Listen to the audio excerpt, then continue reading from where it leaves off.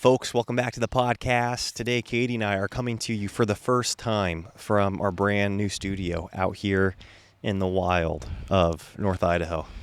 It is El Natural. For those of you that are watching on video, you're going to be able to see our lack of a studio, actually. Hopefully, for those of you that are just audio participants, audio quality is all right, and the hum of the generator is not too distracting in the background. But folks, we're so grateful to each and every one of you. We're going to use this episode to kind of give you an update on our life, selling our home, moving off grid. We already mentioned that we're pregnant, some other things that have just changed in our life that we want to get you caught up to date on. And for those of you that are longtime listeners, thank you so much for being along on this journey with us. And thank you to those of you that have taken the time to leave a rating or a review on iTunes or on Spotify or wherever you listen to our podcast. Or if you do watch us on YouTube, thank you for subscribing or for liking the video or commenting. All those things help our podcast reach more people, which enables us to do this more, put more time into it, and hopefully encourage more families. And more marriages, and that's what we want to do. So thank you for helping us do that. With that said, let's get this thing rolling. The Now That We're a Family podcast. I'm really excited about doing this episode. I wanted to do it for such a long time because I feel like I've wanted to let you guys know, what we're going through, when we're going through it. And Elisha shared some in the past 2 weeks on Top 5 Tuesday, a little bit more about what's going on. It was fun to let you guys know about the pregnancy because obviously that's been a big deal in our lives and affected our lives for the last 12 weeks. So that was a fun thing to let you know about. But right now we are out on our property living in a tent. And really all this change started happening in our life around the last week of April. And that's when we decided to list our home. And we've owned this property for the last year and a half, almost 2 years now.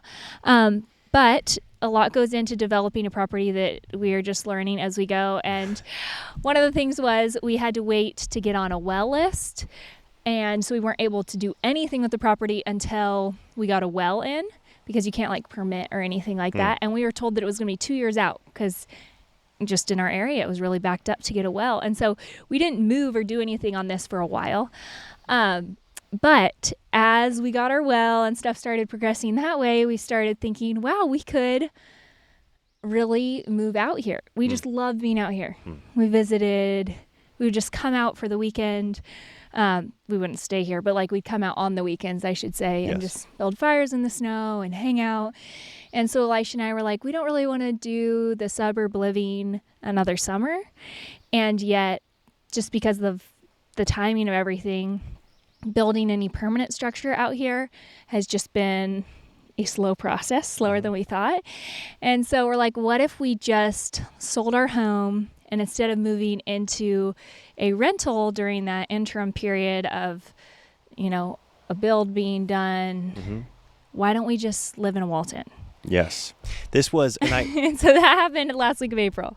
I do have to say though, Katie first mentioned this idea earlier than April. I think you mentioned this at the beginning of the year, living in a wall tent. And to me, that was synonymous with living in a camper or a trailer.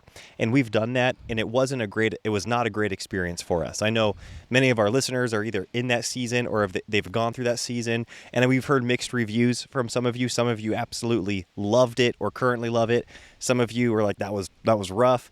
And we both were united in that the way we viewed our 5 months, it wasn't a crazy long season, but 5 months in living in a trailer, like a camper, was not, we didn't want to replicate that. We didn't want to have a do-over of that experience. And so when Katie said, hey, we could move into a wall tent this summer, you said that this past winter, it was a non-starter for me.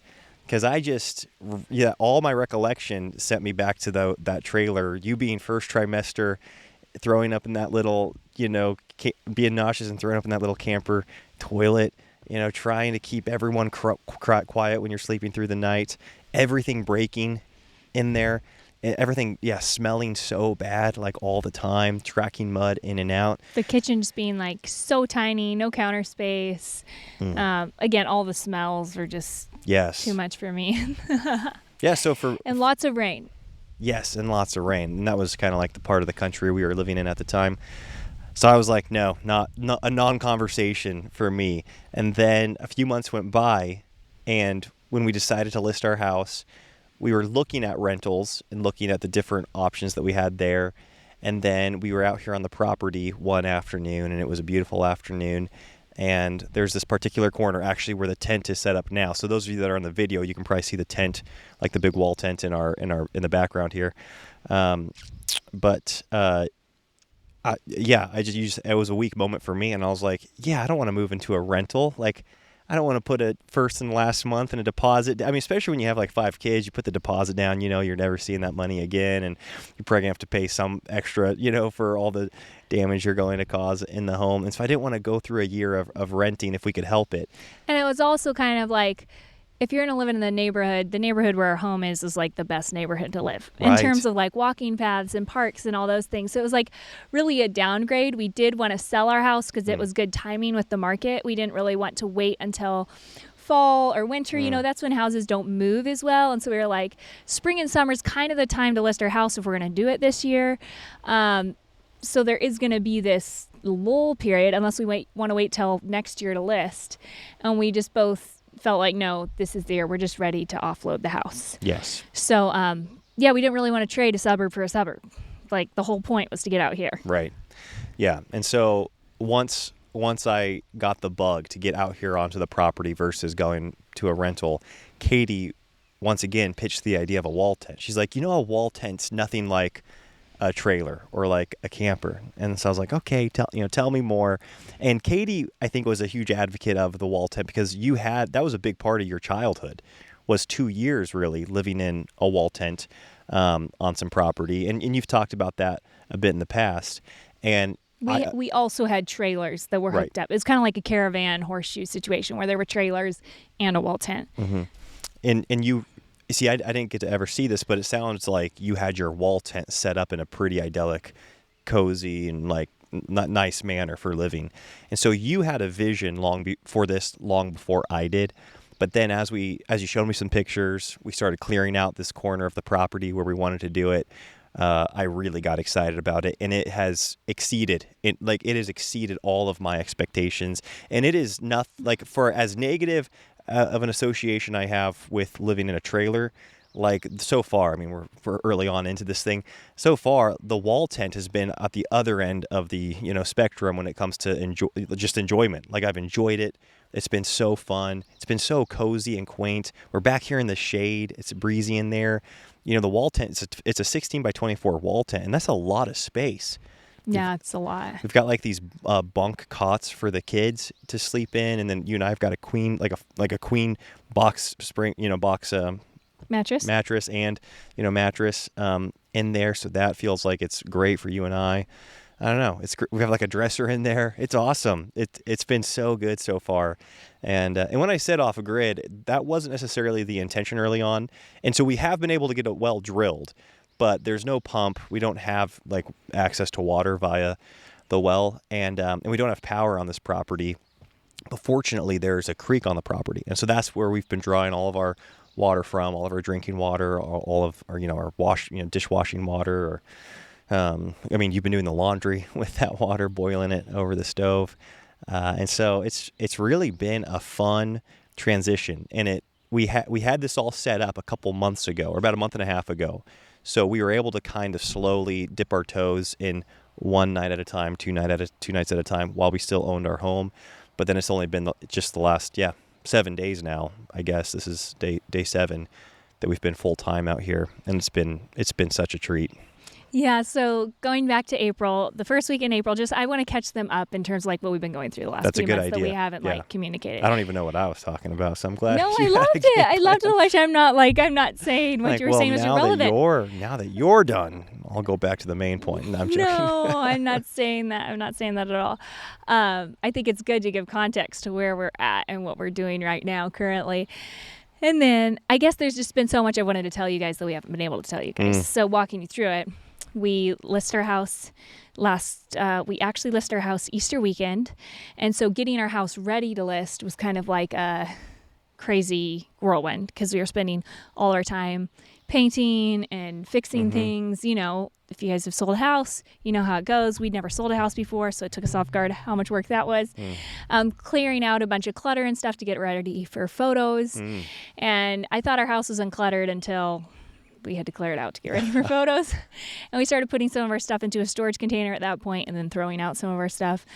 And then once our house was listed, then it really took me off guard, all the showings. And so then we were going through these showings, and I know some of you guys that I've spoken to have had like 30 people walk through your home before you get an offer. And it kind of feels like discouraging. The first time we were like, everything was totally dialed. We left the house. All these showings happened at dinner time. So you're kind of like on the fence. Should we even make dinner? Because are we going to be able to clean it up in time kind of thing? And so we ate out a lot during those few weeks just out of necessity because we get a call and be like, your house is showing. And we'd be so excited. But then it's like, are you going to get a follow-up? It was like a first date every time. Yeah. And then you wouldn't get an offer. And I was just so discouraged. Right. It's like, there's just so much work cleaning the house over and over and over, and then not getting any offers. But then an offer came through. Yes. And I told Elisha, I was like, the only offer I don't want is one that's contingent on someone else's house selling, because that just sounds super stressful. And of course, that's the offer we got and accepted. And so then it was just kind of stressful even in that waiting period, because we were through with the extra work of showing the house, which was really relieving. We just got to start packing and moving stuff out. But then it was kind of still up in the air. Like, are we going to have to relist this or put it on the market if this other person's home doesn't sell? Right. So that was just kind of like you felt like on the fence about it. And then we had to do a lot of fixes on the house. Yes. For the prospective buyers, right? Which we were happy to do. We knew there were tons of things to be done on that home. It was just kind of pick your flavor, right? So it was nice to know specifically what meant a lot to them. But Elisha was going back and forth with contractors the last month a ton, and we just had a lot of people in our home fixing things. Yeah, you're right. It really was starting in the end of March, beginning of April, because it was right before our trip out to see Adam and Kyla in Kentucky. And it started with just getting our house. It was the end of March. It wasn't the last week in April. It was the last week of March. Yeah, that's when we had the painters come. Yes. So it felt like we had a month off. Right. So it was April, May, June. We're kind of the last 3 months. So we've been doing all this. Yeah. And it's, again, any of you that have sold a home probably know exactly what we're talking about and have experienced this. And it did catch us off guard. And you know how much we've valued our routine at home. It's like we had built a routine in that last home that was so life-giving and just kind of like grounding and foundational to our life, like to our day in and day out productivity and flow and I don't know, rest and all of it. And so when that got disrupted at the end of March, it felt like any day we were just clinging to like a day of that felt normal, right? Where you weren't having to move out of the kitchen for somebody to come fix whatever, the dishwasher, or moving out of the downstairs for people to paint down there. And then, leaving at dinner time for people to come look at your home and on and on and on. And so it made us, it made us so grateful for rhythms and routines, but it also shook us up a bit because we, early on, I think it was hard for us to, feel like we were thriving without the routine. And I think you and I were this is something that was a huge blessing, is because I think you and I were very united in this decision to list our home, to move out to the property and to attend. We've been extremely united in this whole thing. Even the pregnancy, like even before we found out that you were pregnant, we both were like, that would be so cool if we were pregnant. I feel like we came to that sentiment at around the same time. Yeah, it was a blessing. And so any of the pain points or any of the uncomfortable situations that arose because of these decisions, there was never any like pointing the finger and, being like, this was your idea, or like, why? We were very united, which I think made the whole thing a lot more enjoyable and beneficial and fruitful than it could have been otherwise. And I'm just reminded of how important, like, cattywampus seasons, how important it is to be united in your marriage in those flux seasons. Yeah. And so I agree. That was the huge win in all of it. Is like we were always able to look at each other and be like, this is so hard. And like, I'm so grateful I have you. And it wasn't a moment of like at each other. Yes. And it was like, oh, I'm just so glad we're on the same page, because it really is not worth it to wrangle whatever that is, your spouse, into doing something, and then you're in a hard season and they aren't there to support you. They're an antagonist because you're the one who finagled the situation. Like, Yes. That's just not fun to be in that position. So It was so the opposite of that this whole time. Yeah, we are so happy to be pregnant that even though I was way more tired and nauseous and everything during this whole time, Elisha was just so supportive. And with my like lower bandwidth and lower lack of capability, and we were just both like, it's great. And it's the same thing even with getting the puppy. So we decided with coming out here, when we decided to move out here, there's a lot of really big animals on our property. There's wolves out here. There are mountain lions, lynxes. Yeah, moose, elk, like just like giant black animals. bear. Yeah. And obviously not all the time. Like, they come through our property. Yeah, you might catch one in the back. They Stay don't live tuned. here all the time. But like, we'll see their tracks for sure. Yes. And we see whole deer that they bring down, and they've been seen on like our neighbors' game cams and stuff Yes. like that. And so we're familiar with that's a real thing out here, especially just sleeping in a tent. We really wanted some kind of animal senses on our side. Yeah. And so that's when we got the puppy, because we were like, we would like to have him helping us out with the kids and with us in this season. And so even with that caused a lot of extra just like trauma. People are like, you're getting a puppy and you're moving and you're pregnant. Like, who decided to do all this at the same time? And we're like, it's just the way it worked out. Yes, we were thoughtful, as irrational as all these decisions seem, and maybe, granted, we were thoughtful in coming to these irrational decisions, and very united. And there were, numerous nights that were comical, where like Katie was battling nausea. Okay, our puppy is going to the bathroom upstairs in our house, and we're trying to not touch anything because there's like wet paint everywhere, and the kids are all out of their bedroom sleeping in the living room because their rooms were being renovated or whatever. And we're up in the middle of the night at like 3:00 with a puppy cleaning up his vomit one time. Oh my goodness. Yeah. And I was like, what world are we like? Why are we doing this to ourselves? Yeah. Well, and that's the thing, because anytime we would think about it, we're like, okay, what could make this easier is we don't need to do all this at the same time. We could either wait to sell the house, or we could, wait to build, or we could wait to get pregnant, or wait to get a puppy. We could just like drag things out over like 2 or 3 years. And sure. All during this time too, we did have some pretty ambitious business goals. Elisha did, very ambitious. So that was kind of happening in the background, and thankfully we have an awesome team that really pulls a lot of that load. Yeah, we bit off a lot business-wise that we weren't capable of chewing, but because of our team, they really came to our they support. were chewing very solidly. Yes, they every were. week. They were. Yes.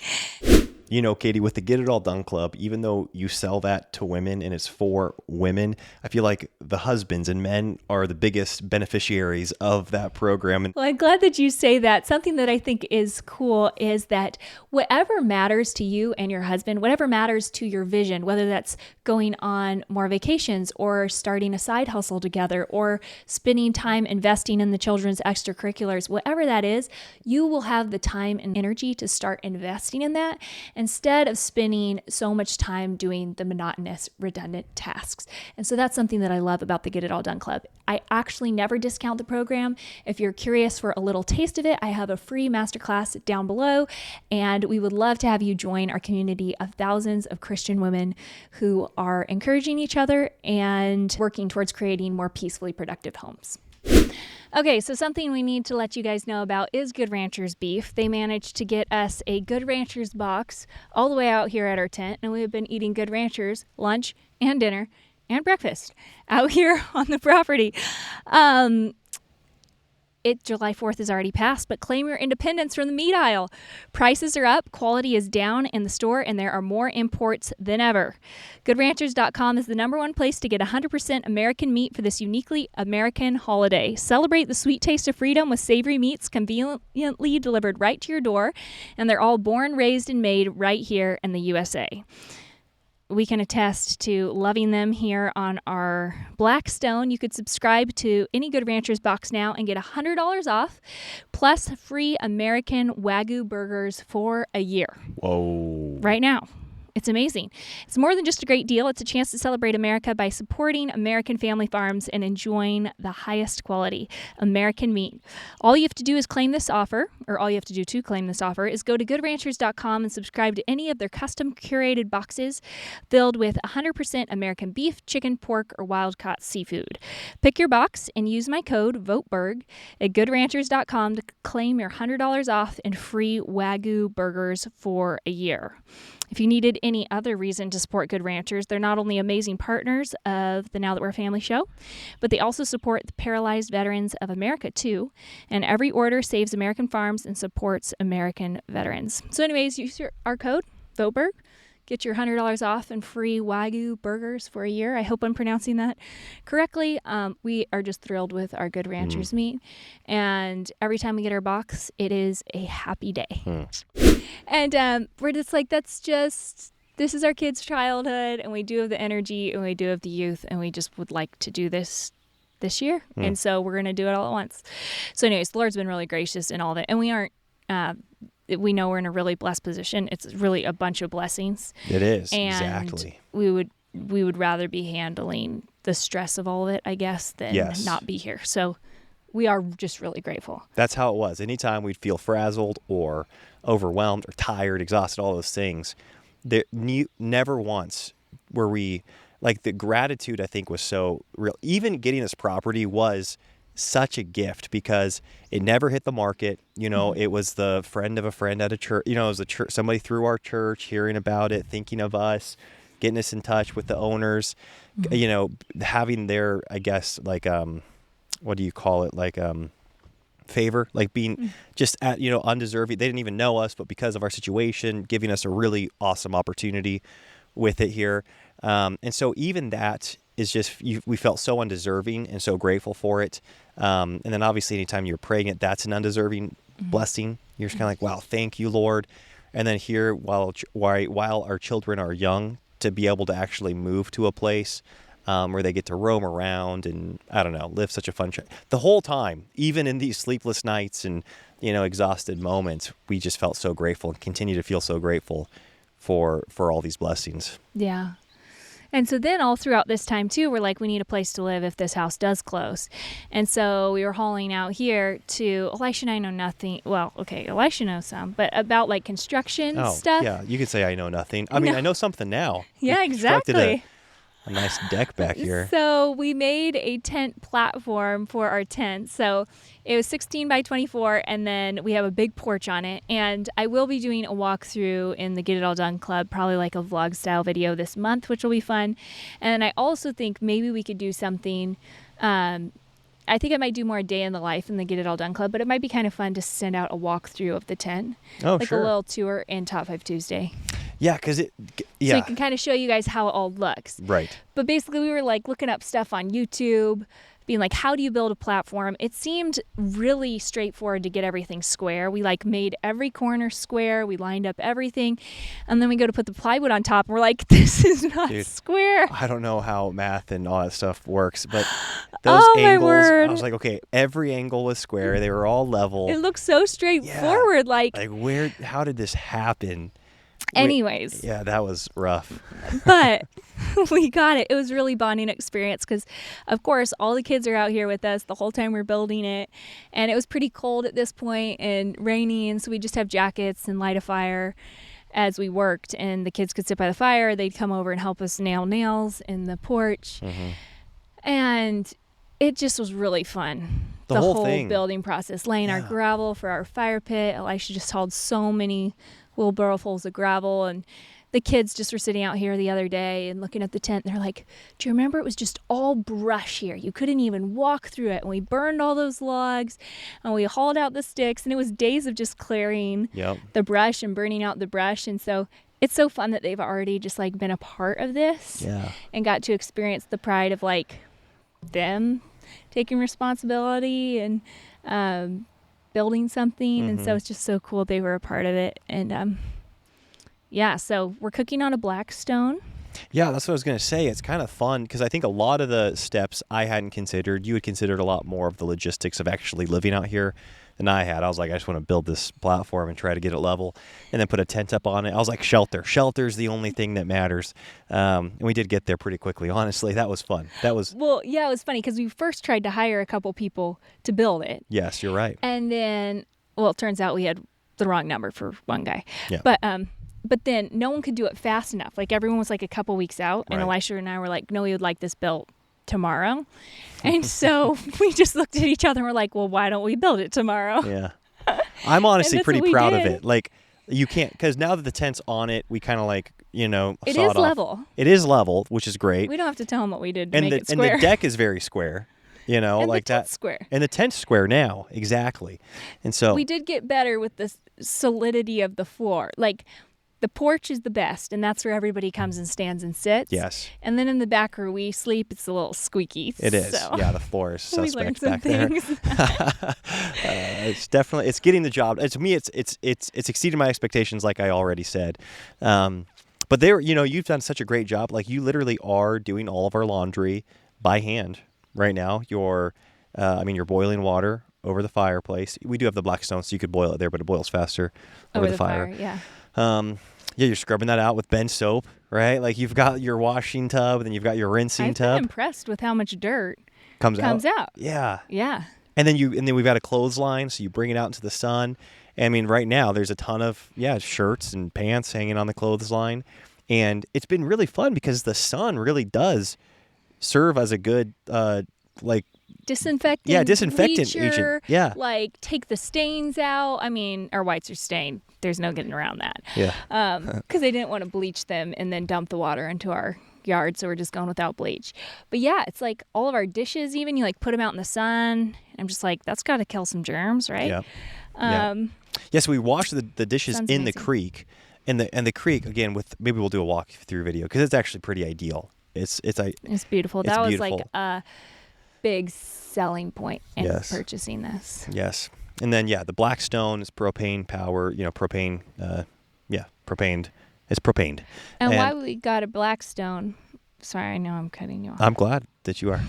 Let's hear more. Let's hear more of the why. Why we got the Blackstone is because you can like use it as a pan, obviously, because it's like a griddle, but then you could also put pans on it. And so like I'll cook oatmeal on this side and I'll toast the bread on this side. Yeah. Or, we made fajitas the other night and you have the peppers and the meat, or you could boil a sauce in the saucepan, or Elisha will cook his coffee in a pot at the same time that I'm doing pancakes on the side over here. Yes. So it seemed like the most versatile cooking source. Yes. We did get one with an air fryer as well, and I've never actually cooked with an air fryer. So if you guys could let me know down below, like, what recipes do you even cook in an air fryer? All I think are like chicken wings and corn dogs, you know what I mean? But I think people use it for a lot of different stuff. And so that does require electricity. We'll have to turn on the generator when we use it. But I'm hoping that I'll be able to like maybe broil bread in there or do stuff like that in the future. We've only been out here for a week, so we haven't had to use it. Yeah. And so for power, we don't use very much at all. But when we do need power, like right now, because we need to get like some sort of battery pack or something to run these mics on, because these mics actually need power. Our interface does. Or if we need to like charge phones or charge our white noise machines, that's actually been the biggest need for power, is keeping those things charged. We order some like disposable battery white noises, which will be nice, honestly.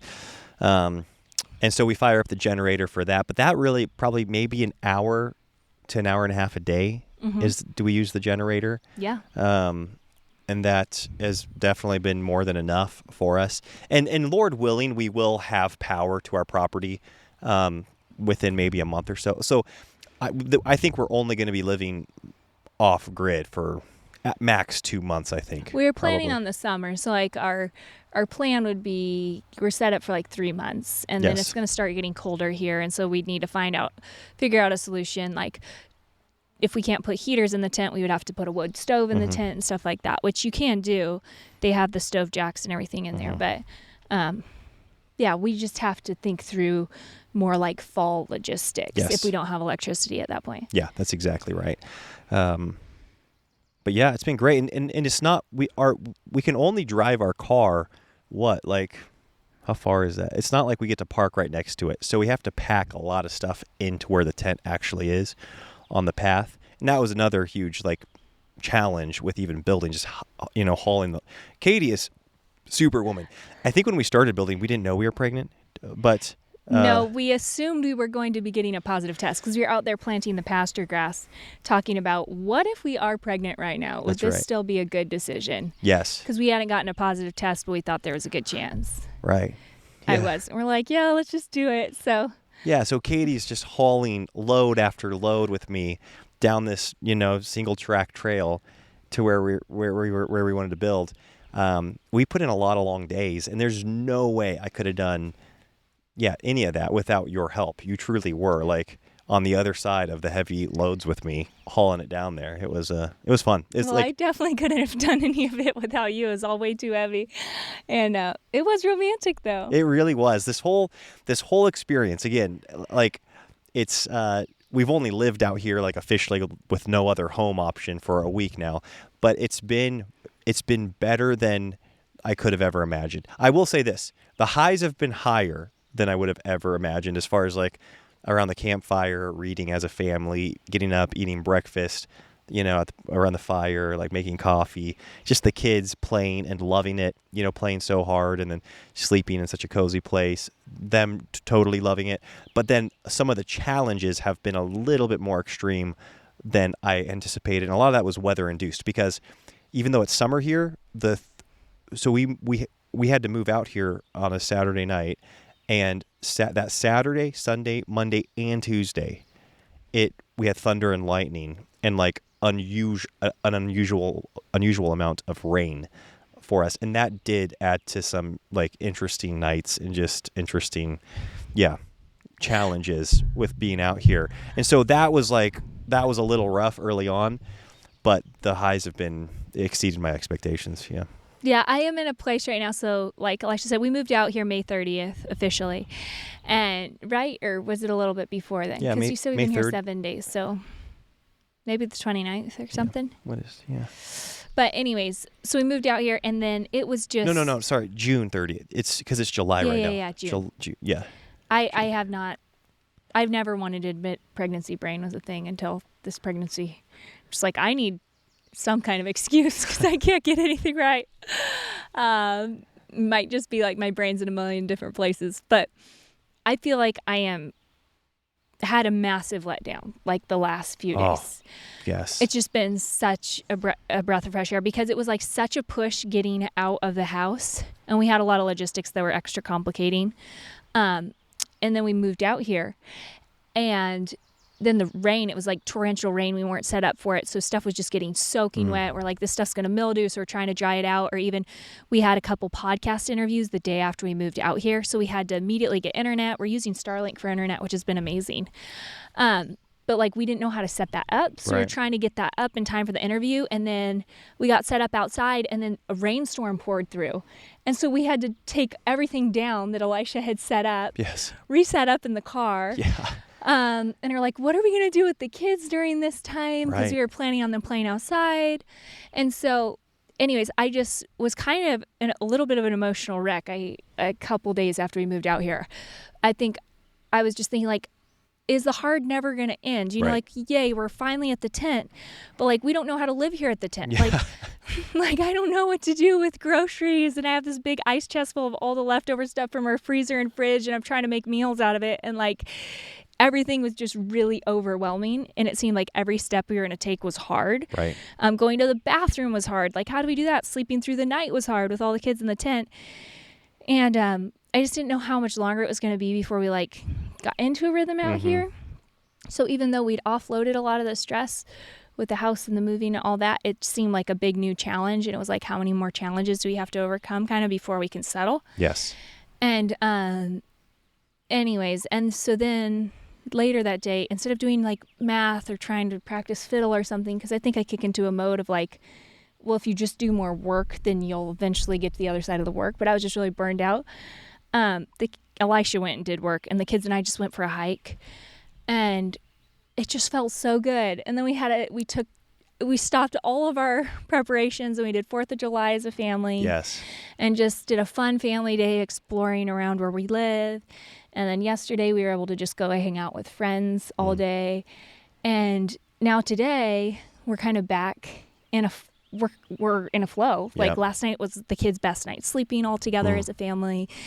And the internet logistics, Elisha's getting like more comfortable. You've always been comfortable, but I just feel like you setting up everything, our studio out here, and getting the internet working, and all the, trying to live a 21st century life in like a pioneer style world.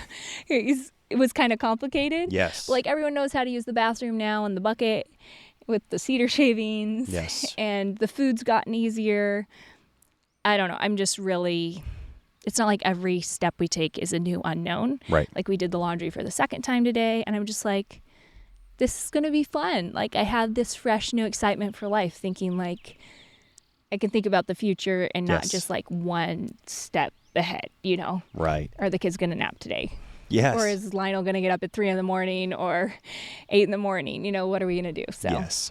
And I'm with you. And I can't imagine how I don't comprehend how you're doing this first trimester, not like with that nausea and your fatigue, because exactly what you said, getting out of our home and getting that sale closed and moving out, getting the house clean was such a push, like getting our stuff into storage.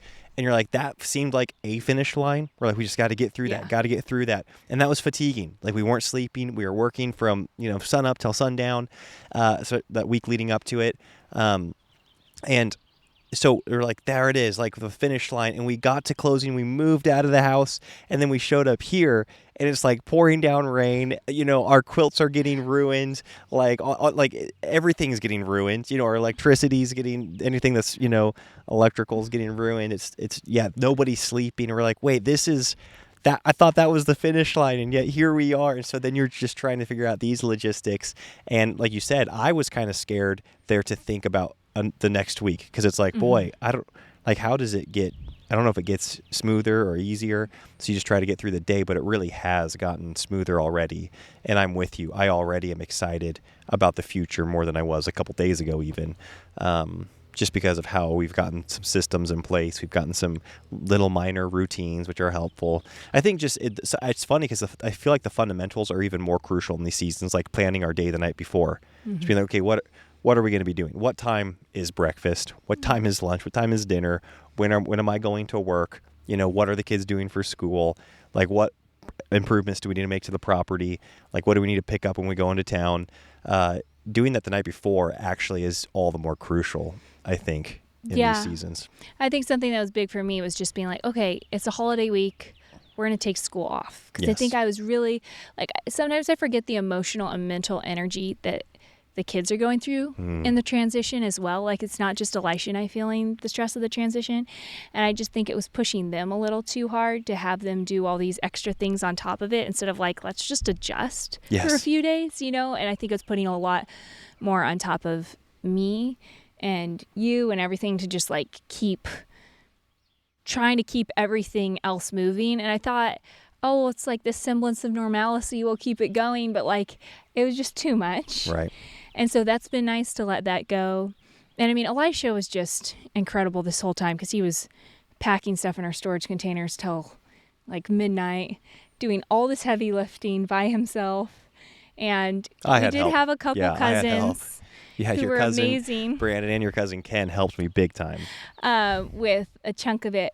But the vast majority of loads to the dump and to the storage container were Elisha trying to maneuver these giant pieces of furniture. Right. Like our garage just had so much heavy stuff in it. Yes. And you just did so much of that with this little tiny trailer that we borrowed from my uncle. Because you guys know we drive a tiny SUV. It's not like this big. Well, it's a Ford Explorer, so it's got 7 seats. Yeah, but it's not like a hauler. Like you can't put a big trailer on the back of it. Right.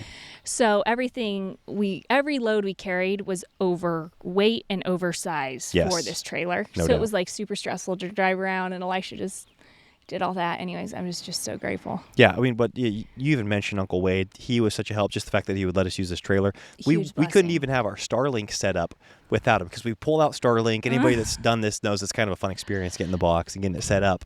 We get it all set up. We get it plugged into the generator, because obviously we need power for this. And then it's like, okay, open up your Starlink app on your phone. And we don't have any smart devices at all. So we can't get the app on our computers, and we're kind of under the gun with some of these things. And we're at, like, who we called Uncle Wade. We're like, hey, do you have an iPhone? I know you do. Do you have the Starlink app? Can you get that and help us get this set up? And he was gracious enough to come be our smartphone for us, essentially, and get up and running. And so, and that's something that we don't want to be like always dependent in the culture we're living in. We do feel like, okay, not having smartphones or any smart device is like boxing us in a corner here. And so we're probably going to need to get something in the future. So we have talked about an iPad or something might be in our future to control all our apps. Because who knows? I mean, Starlink's up and running now, but who knows if we're going to require some kind of ongoing app support. And we can't just be calling all our friends over all the time to manage our lives as well as their lives. So, because anyways, even though it's our decision to not have a smartphone, it does make we don't want it to affect other and it people's did lives more complicated. this week. Yes, and it has even prior to this. We don't like that. And also, we want to be effective in this world. And so we've said this before, getting rid of our smartphones was an offensive move. That wasn't some retreat or running and hiding, heading to the hills. And even this, even though we are heading to the hills, so to speak, and moving out here, we have a very offensive mindset in how we're raising our children and how we want to be engaged in culture and, in business and continuing to grow. And so we feel like we do need internet. We feel like we do need to very much be engaged with our community. We're not like in 10 buck, 3 here where we can't access. We're not like crazy far out in North Idaho. We still have the same church, the same community, which is a huge blessing. And so, yeah, but I do never want to have a smartphone again. So I do see us just getting some kind of an alternative that we can't just put in our pocket and have total ease of use with. Mm-hmm. So we'll see what the future holds for that. But yeah, anyways, we're probably dealing with a little glare from the sun now. We have a lot more elements to take into consideration with the heat and the lighting. And even I was saying like my self-tanner, that's another thing. You're not able to keep as like controlled of an environment when you're out here. I could be the same color all year round when I'm in a suburban environment. Got it. Or like our lighting in the shop could be the same color regardless of whether we're filming or not, or the sound can be exactly the same. I'm hoping we find a different, hopefully we'll be able to record in the evening going forward. It's afternoon right now. It's nap time. And we got kind of behind on episodes. So we're a little under the gun right now to get this thing recorded. And then, obviously off to Luke for him to edit and upload. And so hopefully the lighting and we'll find a good rhythm here. Yeah, and don't worry. We're going to figure it out. Yes. Yeah, I don't know what they'd be worried about, but don't. But don't. If you were thinking about it, don't worry. Don't worry. Be happy. Yes. Do you remember that lady saying that? She told me, don't worry, be happy. It's like, okay. Folks, thank you all so much for listening. Hey, and you know what? This is a fun thing. If you have any particular questions about our move, about us living, here on the property, about our future, anything, you know where to ask those questions in the question box. We love going through that. We still plan on... It's linked in the description. Yes, linked in the description. We have a running list of topics that we've, that have... Foreordained. Yeah, that have been foreordained by... by your questions in the question box. And so we love getting ideas and questions and everything like that. So thank you for that.